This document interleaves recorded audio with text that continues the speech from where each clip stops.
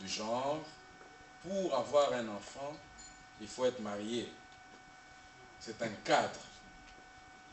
Nous, on nous a dit, pour être dans le milieu il faut passer par les élections. Nous avons fait les élections. Maintenant, nous devons parfaire. Le chemin est encore plus long, mais nous pensons qu'avec tout le monde, nous arriverons à faire de notre pays un paradis.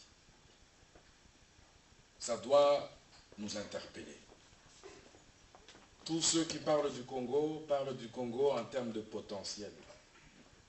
Tous ceux qui parlent du Congo comme un pays riche, potentiellement, grand, potentiellement, etc.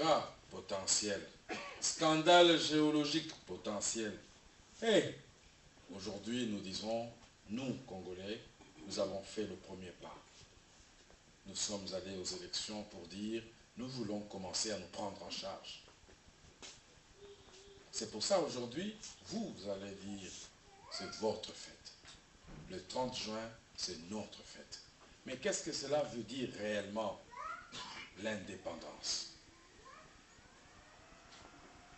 C'est sur ça que nous allons méditer. L'indépendance, c'est en fait, si j'ai bien compris mes leçons de grammaire, ce n'est pas dépendre d'eux, ou c'est d'éviter de dépendre d'eux. On est indépendant quand on dépend de soi. Comme la main qui donne est toujours au-dessus de celle qui reçoit, on se sent inférieur, alors nous n'avons qu'une chose à faire, c'est travailler. C'est utiliser les richesses que nous avons, c'est les transformer en réalité et devenir un grand pays. Et ça, c'est mon rêve. C'est le vôtre, je le sais, c'est votre souhait. C'est pour ça qu'aujourd'hui nous avons dit, nous n'allons pas faire des discours comme par l'habitude, en vous expliquant que nous étions dans telle situation, qu'on avait une guerre, je suppose.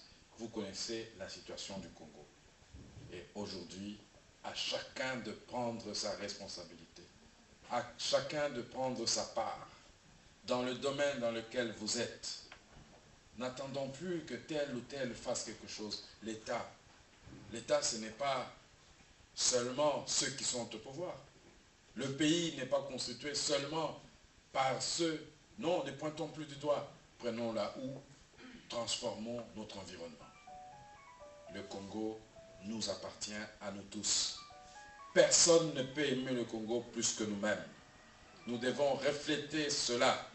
Si ceux qui viennent vous aider sentent que vous-même vous n'avez pas envie, que nous sommes le premier à insulter le Congo, nous sommes le premier à insulter les Congolais, ils vont dire mais ces gens ne comprennent rien.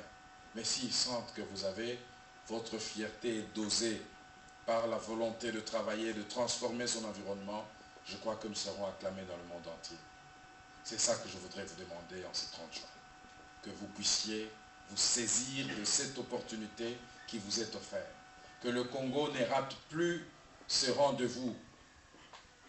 Quand ici en Europe, c'est vraiment un plaisir de savoir que tout le problème que pose l'environnement, les sociétés, nous avons toutes les réponses. On a fait les OGM, maintenant on revient au bio. Chez nous, tout est bio.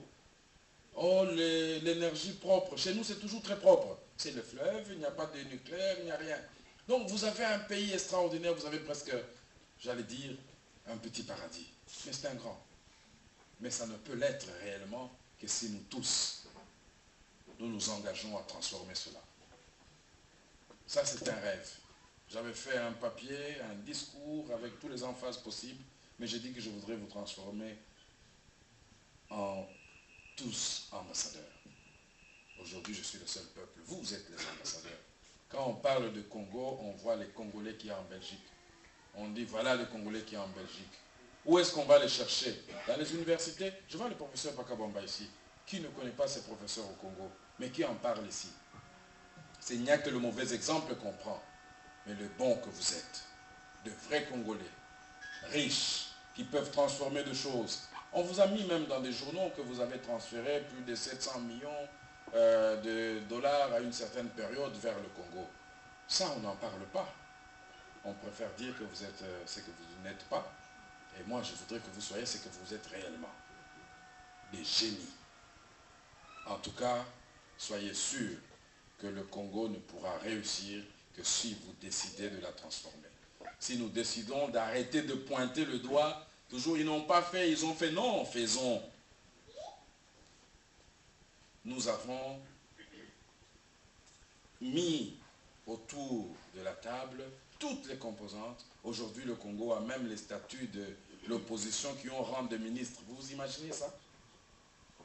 Mais l'opposition ne veut pas dire l'adversaire du Congo.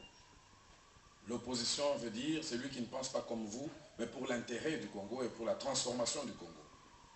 Nous pensons qu'on a assez laissé les choses marcher, mais nous voulons avancer cette fois-ci. Avec ou sans ceux qui veulent, nous irons pour avoir un Congo comme il faut. Donc je dis, nous sommes prêts aujourd'hui. Ceux qui veulent déranger, nous avons tout pour qu'ils puissent regretter du train qu'ils vont rater. Le Congo vous appartient.